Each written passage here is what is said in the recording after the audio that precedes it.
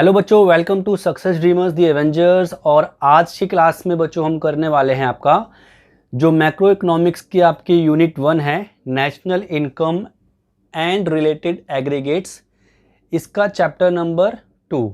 Chapter number 2 बच्चों जो है वो है basic concepts of macro economics. इससे पहले मैंने आपको चैप्टर नंबर 1 कराया था। चैप्टर नंबर 1 आपको याद होगा, सर्कुलर फ्लो ऑफ इनकम। उसके मैंने 2 जो है पार्ट्स बनाए थे। अगर आपने वो वीडियो ना देखे हो तो आप वो वीडियो ज़रूर से देख सकते हैं। आज की क्लास में हम चैप्टर नंबर 2 स्टार्ट करने वाले हैं, जिसका नाम मैंने आपको क्या बताया, basic concepts of micro economics. तो ये बहुत इंपॉर्टेंट चैप्टर है, बहुत अच्छा चैप्टर है, क्योंकि जो national income and related aggregates आपके जो है उसमें आपके टोटल मिला के 4 चैप्टर हैं। तो 4 चैप्टर में से जो ये सेकंड चैप्टर है, इसमें से आप बेसिक चीज़ें सीखोगे, थर्ड में आप फॉर्मूले सीखोगे और फोर्थ में फिर हम प्रैक्टिकल्स करेंगे। तो बच्चों इस चैप्टर में आपको जो है नेशनल इनकम के कुछ बेसिक कॉन्सेप्ट्स के बारे में बताया गया है। तो हमारा जो चैप्टर स्टार्ट होता है बच्चों, वो स्टार्ट होता है जीडीपी से। मेरे को आपको जीडीपी से ही चैप्टर स्टार्ट कराना है, क्योंकि इस चैप्टर की जितनी भी टर्म्स आप पढ़ने वाले हैं वो सारी की सारी टर्म्स इस जीडीपी की डेफिनेशन में आपकी हिडन है। तो जब हम जीडीपी की डेफिनेशन पढ़ते हैं तो आपकी वो सारी टर्म्स इसमें आ जाती है। तो बच्चों चलो जो जीडीपी की डेफिनेशन में आपको एक बार पढ़ाता हूँ। जीडीपी क्या है देखिए, ठीक है, उसी से फिर हमारी सारी चीज़ें निकल कर आएगी। जीडीपी बच्चों क्या होती है, gross domestic product at market price. ठीक है, तो जीडीपी क्या बताया मैंने आपको, gross domestic product at market price. अब जरा इसकी डेफिनेशन देखते हैं। It refers to the sum total of market price of all the final goods and services that are produced by the normal residents of a country within the domestic territory of a country in an accounting year। तो बच्चों definition क्या कहती है, definition ये कहती है कि जो जीडीपी एमपी है, gross domestic product at market price, किसी देश के नॉर्मल रेजिडेंट ने एक फिजिकल ईयर या एक अकाउंटिंग ईयर के जो पीरियड में देश की जो हमारी डोमेस्टिक टेरिटरी है उसमें जितने भी फाइनल गुड्स एंड सर्विसेज बनाए, उसके मार्केट प्राइस का जो टोटल है उसी को हम कहते हैं जीडीपी। तो ज़रा हिंदी में भी मैं आपको इसको एक बार समझाता हूँ। जीडीपी मतलब सकल घरेलू उत्पाद, जो कि एक देश के सामान्य निवासियों द्वारा एक देश की घरेलू सीमा के अंदर एक लेखा वर्ष की अवधि में जितनी भी फाइनल गुड्स एंड सर्विसेज बनाई हैं उसके मार्केट प्राइस मतलब बाजार कीमत का जो योग होता है, उसी को कहते हैं हम GDP MP, means gross domestic product at market price. अब मैंने जब आपको स्टार्टिंग में क्लास जब स्टार्ट करी थी तो बताया था कि इस चैप्टर की जितनी भी इंपॉर्टेंट टर्म्स है वो सारे जीडीपी में कवर हो जाती है। वो मैं आपको बताता हूँ कौन कौन सी टर्म्स हैं जो आप पढ़ने वाले हैं। तो जब हम डेफिनेशन पढ़ते हैं तो बच्चों आपको कुछ यहाँ पे डेफिनेशन में वर्ड्स मिलते हैं, है ना। सबसे पहला वर्ड आपको मिलता है मार्केट प्राइस, दूसरा वर्ड आपको मिलता है फाइनल गुड्स एंड सर्विसेज, तीसरा वर्ड आपको मिलता है बच्चों यहाँ पे नॉर्मल रेजिडेंट, चौथा वर्ड मिलता है आपको डोमेस्टिक टेरिटरी, और पांचवा वर्ड मिलता है आपको अकाउंटिंग ईयर। तो ये 5 वर्ड जो आपको मिले, ये 5 टर्म्स जो मिली, इन टर्म्स को हमको अच्छे से समझना है। और अगर हम ये टर्म्स समझ लेते हैं तो आपका जो 80% से ज़्यादा चैप्टर जो है वो इन्हीं टर्म्स में आपका कवर हो जाता है। तो बच्चों मैंने आपको कुछ टर्म्स बताए, अब इनको मैं एक प्रॉपर ऑर्डर में लिखता हूं। सबसे पहले मैंने लिखा आपके लिए अकाउंटिंग ईयर, दूसरा टर्म मैंने लिखा फाइनल गुड्स एंड सर्विसेज, तीसरी टर्म बच्चों मैंने लिखी यहां पे आपकी डोमेस्टिक टेरिटरी, चौथी टर्म मैंने बच्चों आपकी यहां पे लिखी नॉर्मल रेजिडेंट, और जो 5वीं टर्म है बच्चों वो है आपकी मार्केट प्राइस। ठीक है, तो ये 5 टर्म हम अच्छे से इस चैप्टर में समझने वाले हैं। ये 5 टर्म तो मैं आपको समझाऊंगा ही, इसके साथ साथ कुछ और टर्म्स भी है जो हम करने वाले हैं इस चैप्टर में, और ये सारी चीज़ें आपको अच्छे से समझनी है। ये सारी चीज़ें आप अच्छे से समझते हैं तो इससे आपको जो है चैप्टर में आगे आने वाले प्रैक्टिकल्स भी बहुत अच्छे से समझ में आने वाले हैं। ये जो चैप्टर है आपका national income and related aggregates की यूनिट्स का 1, 2, 3, 4, ये आपको अच्छे से समझना है बच्चों, क्योंकि इसमें से 15 नंबर का आपके एग्जाम में लगभग आता है। तो आप इसको बहुत इंपॉर्टेंस दीजिए और अच्छे से समझिए जो मैं आपको समझाने वाला हूँ। ओके बच्चों, तो मैंने आपको ये 5 टर्म्स बताई, ठीक है। अब हम 1 बाय 1 इन टर्म्स को स्टडी करने वाले हैं। कुछ टर्म्स इसमें से आसान है जो आपको आसानी से समझ में आ जाएगी, और कुछ टर्म्स ऐसी जिस पे आपको कुछ खास ध्यान देना पड़ेगा, क्योंकि ये टर्म्स आपके एग्जाम में ज़्यादा पूछी जाती है, ठीक है। तो जो मैं आपको बता रहा हूँ उसको आप अच्छे से समझिएगा। सबसे पहली टर्म आपकी बच्चों कौन सी है? ये अकाउंटिंग ईयर, ठीक है। तो अकाउंटिंग ईयर का मतलब क्या होता है? अकाउंटिंग ईयर, आप अगर कॉमर्स में हैं तो आपको अच्छे से पता होगा कि भाई आपका अकाउंटिंग ईयर मतलब एक ऐसा ईयर आपका जिसे हम फिस्कल ईयर कहते हैं, जो आपका राष्ट्रकोषीय वर्ष होता है, जो 1 अप्रैल से स्टार्ट होता है और 31 मार्च को आपका ख़त्म हो जाता है। उस ईयर को हम कहते हैं आपका अकाउंटिंग ईयर, ठीक है। तो इसमें और कुछ आपको समझने वाली जो है बात नहीं है, सिर्फ इतना आपको याद रखना है। इसके बाद अब यहाँ से हमारी जो है मेन टर्म्स आपकी स्टार्ट होती है बच्चों, जो मेरे को आपको समझानी है। तो अब ज़रा हम अगली टर्म पे चलते हैं जो कि बहुत इंपॉर्टेंट है। ये टर्म मैंने लिखी है आपकी फाइनल गुड्स एंड सर्विसेज, ठीक है। Final goods and services Hindi में कहते हैं बच्चों अंतिम वस्तुएं तथा सेवाएं। डेफिनेशन क्या कहती है बच्चों इसकी? It refers to those goods and services which have crossed the boundary line of production and they are used by the end users। समझे आप?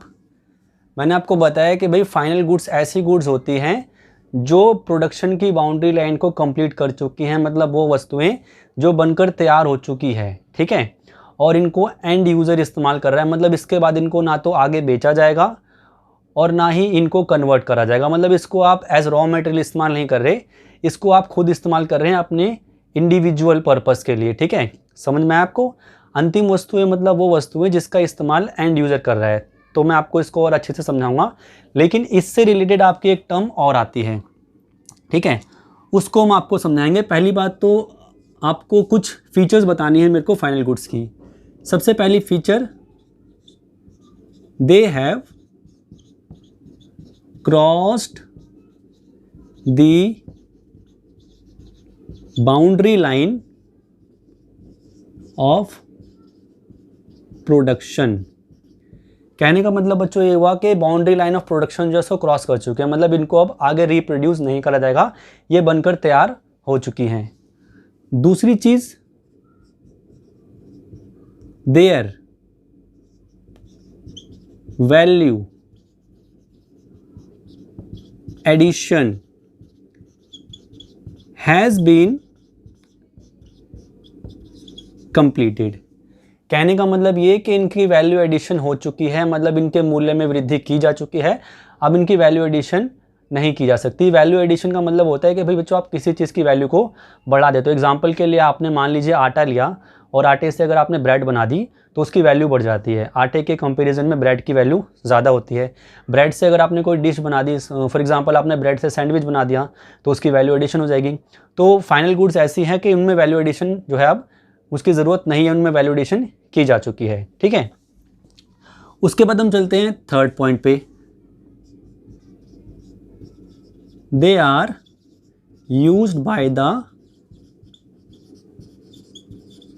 And users. इनका इस्तेमाल बच्चों एंड यूजर करते हैं, मतलब अंतिम प्रयोगकर्ता करते हैं, ठीक है। इनका इस्तेमाल एंड यूज़र मतलब आखिरी बार किया जा रहा है। और चौथी फीचर बच्चों क्या है, they are not bought for resale. कहने का मतलब ये हुआ कि इन चीज़ों को अगर आप खरीद रहे हैं तो इन चीज़ों को आप रीसेल के लिए नहीं खरीद रहे, मतलब दोबारा बेचने के लिए इनको आप नहीं खरीद रहे। इनको खरीदने का पर्पस ये है कि भाई इनको हम खुद इस्तेमाल करें, ना कि इनको रीसेल करें। तो आई थिंक आपको जो है, एक मिनट, आई थिंक आपको जो है फाइनल गुड्स जो है उसका कॉन्सेप्ट अच्छे से समझ में आ गया होगा कि फाइनल गुड्स आपकी क्या होती हैं। मैंने आपको फाइनल गुड्स की एग्जांपल बताई और साथ साथ फाइनल गुड्स की जो है कुछ फीचर्स भी बताई।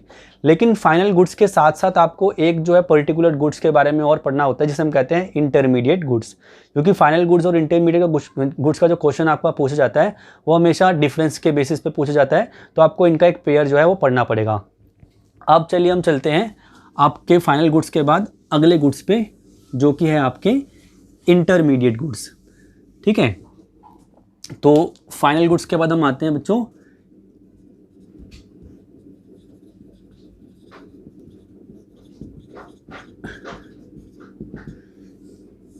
इंटरमीडिएट गुड्स पे। ठीक है, इसकी डेफिनेशन क्या है, it refers to those goods which are bought either for further production or for the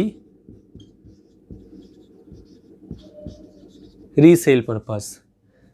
ठीक है, मतलब इंटरमीडिएट गुड्स वो गुड्स होती हैं जिनको आपने ख़रीदा है तो उसके दो पर्पस है, या तो आप उसको आगे कुछ उसका फर्दर प्रोडक्शन करेंगे, उससे कुछ चीज़ बनाएंगे, या फिर आप उसको बेचेंगे। अब एग्जांपल मैं आपको समझाता हूँ। मान लीजिए कि भाई एक हलवाई है, उसने कुछ दूध खरीदा जिससे वो मिठाई बनाना चाहता है, तो उसने वो दूध खरीदा तो वो उसके लिए कहलाएगी इंटरमीडिएट गुड्स, मध्यवर्ती वस्तु, क्योंकि उस दूध से वो मिठाई बनाएगा और उस मिठाई को वो आगे बेचेगा। ठीक है, या फिर मान लीजिए किसी डेयरी वाले ने दूध खरीदा, अब वो उस डेयरी वाले ने जो दूध खरीदा उस दूध को वो आगे बेचेगा, तो वो भी इंटरमीडिएट गुड्स कहलाएगी। तो इंटरमीडिएट गुड्स कहने का मतलब बच्चों ये हुआ कि अगर आप उस चीज़ को खरीद रहे हो उसके पीछे आपके दो पर्पस होने चाहिए, या तो आप उसको आगे कन्वर्ट करके बेचोगे या फिर ऐसा कैसे ही बेचोगे, तो उस केस में वो आपकी इंटरमीडिएट गुड्स बन जाती है। लेकिन अगर आप उस चीज़ को आप अपने लिए इस्तेमाल कर रहे हो तो वो आपकी क्या कहलाएगी, फाइनल गुड्स। ठीक है, तो अब आपका क्वेश्चन जो है पेपर में बच्चों आता है डिफरेंस के ऊपर। ठीक है, कि भाई दोनों में डिफरेंस क्या रहता है, फाइनल गुड्स और इंटरमीडिएट गुड्स में डिफरेंस क्या होता है। तो डिफरेंस के मैंने आपको 4 पॉइंट बताए। कौन कौन से पॉइंट? पहला पॉइंट तो आपका बन जाएगा बच्चों मीनिंग का, है ना, मीनिंग, आप दोनों के मीनिंग लिख सकते हो। दूसरा पॉइंट जो आपका बनेगा वो होगा वैल्यू एडिशन का। भाई फाइनल गुड्स में वैल्यू एडिशन की जा चुकी है, their value addition is completed. और इंटरमीडिएट गुड्स में क्या लिखेंगे, their value addition is still in process, their value addition is still in process. ठीक है, तो फाइनल गुड्स में their value addition has been made, उनकी वैल्यू एडिशन की जा चुकी है, और इंटरमीडिएट गुड्स में their value addition is still in process. उसके बाद थर्ड पॉइंट हो गया बच्चों रीसेल का। रीसेल मतलब दोबारा से बेचना। तो फाइनल गुड्स जो होती है they are not bought for resale, उनको दोबारा बेचने के लिए नहीं खरीदा जाता है। और इंटरमीडिएट गुड्स में they can be bought for resale. ठीक है, उसके बाद चौथा पॉइंट मैंने आपको बताया प्रोडक्शन बाउंड्री लाइन। तो फाइनल गुड्स में क्या लिखना है, they have crossed the boundary line of production, और इंटरमीडिएट में they are still in the boundary line of production. पांचवा पॉइंट बच्चों आपको बताना है यूजर्स। भाई जो फाइनल गुड्स होती है उसका इस्तेमाल प्रोड्यूसर भी कर सकता है और कंज्यूमर भी कर सकता है। तो आप फाइनल गुड्स में लिखेंगे they can be used by producer as well as consumers. और इंटरमीडिएट गुड्स में they are always used by producers और सेलर्स। इंटरमीडिएट गुड्स का इस्तेमाल कभी भी कंज्यूमर नहीं करता है। ठीक है, तो ये 5 डिफरेंस मैंने आपको बताया फाइनल गुड्स और इंटरमीडिएट गुड्स के बारे में। तो इसको आपको अच्छे से समझना है क्योंकि इसके ऊपर आपका 100% क्वेश्चन पेपर में पूछा जाता है। ठीक है, तो ये आपको अच्छे से समझना है। आई थिंक आपको समझ में आया होगा। अगर आपको इस पर कोई भी डाउट है तो आप प्लीज़ जो है कमेंट सेक्शन में लिख सकते हैं और प्लीज़ चैनल को साथ साथ सब्सक्राइब कर दीजिए, अभी सब्सक्राइब कर दीजिए। और ये वीडियो अगर आपको अच्छी लग रही है तो आप इसको आगे भी फॉरवर्ड कीजिए अपने दोस्तों को, ताकि उनकी भी कुछ हेल्प हो सके और साथ साथ मेरी भी हेल्प हो सके, मेरे सब्सक्राइबर बढ़ सके, मेरा मोटिवेशन भी बढ़ सके। ठीक है, अब हम चलते हैं अगले पॉइंट पे। अब आई थिंक आपको ये टॉपिक तो समझ में आ गया होगा, इंटरमीडिएट गुड्स और फाइनल गुड्स का। अब हम चलते हैं बच्चों अगले टॉपिक पे। अगला टॉपिक है आपका जो कि है आपका नॉर्मल रेजिडेंट। नॉर्मल रेजिडेंट बच्चों अभी हम नहीं करते हैं, अभी हम करते हैं डोमेस्टिक टेरिटरी। ठीक है, चलो मैं आपको बताता हूँ अब domestic territory. Domestic territory, domestic territory. ठीक है, डोमेस्टिक टेरिटरी को हिंदी में कहते हैं घरेलू सीमा। समझ में आया? डोमेस्टिक टेरिटरी मतलब घरेलू सीमा। तो अब भाई इसकी कोई डेफिनेशन एज इट इज़ नहीं है, जैसे मैंने आपको फाइनल गुड्स की डेफिनेशन लिखवाई। इसमें तो आपको कुछ चीज़ें याद रखनी है। चलो मैं आपको इसको कॉन्सेप्ट के बेसिस पे समझाता हूँ कि होता क्या है। जैसे मान लीजिए हमारा इंडिया का एक मैप है। ठीक है, जो भी है जैसा भी है, मैं इसको थोड़ा ठीक तरीके से बना देता हूँ। ये मैंने बना दिया इंडिया का मैप। ठीक है, टूटा फूटा जैसा भी बना। ठीक है, तो अब ये जो है यहाँ से लेके नॉर्थ, साउथ, ईस्ट और वेस्ट, तो ये जो यहाँ से लेके बिल्कुल बिगिनिंग से लेके जो भी हमारे बाउंड्रीज आ रहे हैं, ये आ रहे हैं ना, ये जो हमारे बाउंड्रीज आ रहे हैं, इन्हें हम कहते हैं क्या? ये तो इंडिया है आपका, इंडिया। ठीक है, तो ये तो आपके क्या कहलाते हैं? ये कहलाते हैं आपके पॉलिटिकल बाउंड्रीज। मतलब हिंदी में कहते हैं राजनीतिक सीमा। बट एक चीज आपको याद रखनी पड़ेगी कि जो डोमेस्टिक टेरिटरी होती है भाई, वो वाइडर टर्म है। किससे? Than political boundaries.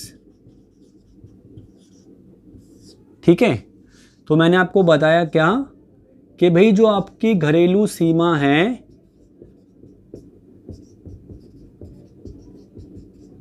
राजनीतिक सीमा से विस्तृत होती है।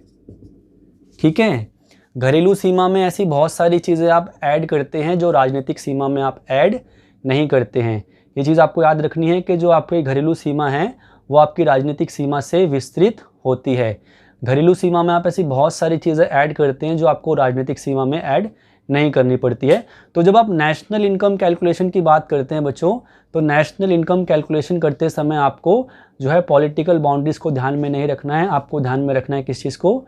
डोमेस्टिक बाउंड्रीज़ को, मतलब घरेलू सीमा को। ठीक है, आई थिंक आपको ये समझ में आया होगा। अब जरा देखते हैं कि डोमेस्टिक जो आपकी बाउंड्री होती है, ठीक है, घरेलू सीमा है, डोमेस्टिक टेरिटरी, उसमें कौन कौन सी चीज़ों को इंक्लूड करा जाता है। तो इसमें आप देखिए, इसको ज़रा ध्यान से आप समझिए कि कौन कौन सी चीज़ों को डोमेस्टिक जो आपकी टेरिटरी है या बाउंड्री है उसमें इंक्लूड किया जाता है। सबसे पहले तो आते हैं आपके जो आपके शिप्स होते हैं, ठीक है, और एयरक्राफ्ट्स। शिप्स एंड एयरक्राफ्ट्स, ठीक है, जो कि हमारे देश और दूसरे देशों के बीच में चलते हैं। Ships and aircrafts operated by the resident of a country. ठीक है, शिप्स और एयरक्राफ्ट जो होते हैं, जो हमारे देश की शिप्स हो गए और हवाई जहाज जो दूसरे देशों में चल रहे हैं, वो हमारे देश की घरेलू सीमा का एक हिस्सा माने जाते हैं। दूसरा बच्चों क्या होता है आपका जो आपके फिशिंग वेसल्स होते हैं, मतलब जो मछली पकड़ने की नौकाएं होती हैं। मान लीजिए हमारे देश से कोई जो मछली पकड़ने की नौका है, वो मान लीजिए किसी समुद्र में गई और उसने मछली पकड़ी और वो वहाँ से मछली लेके हमारे देश में आए, तो हम ये मानेंगे कि भाई वो मछली हमारे देश की घरेलू सीमा में ही पकड़ी गई है। ठीक है, ठीक है। और इसी तरह से मान लीजिए हमारे देश की कोई शिप है जो इंटरनेशनल वाटरवेज में जा रही है, वहाँ से वो कुछ इनकम अर्न कर रही है, कमा रही है, तो हम ये मान के चलेंगे कि वो इनकम हमारे देश में ही अर्न करी गई है। ठीक है। उसके बाद थर्ड पॉइंट में बच्चों आपको क्या आता है, वो आते हैं आपके फ्लोटिंग प्लेटफॉर्म।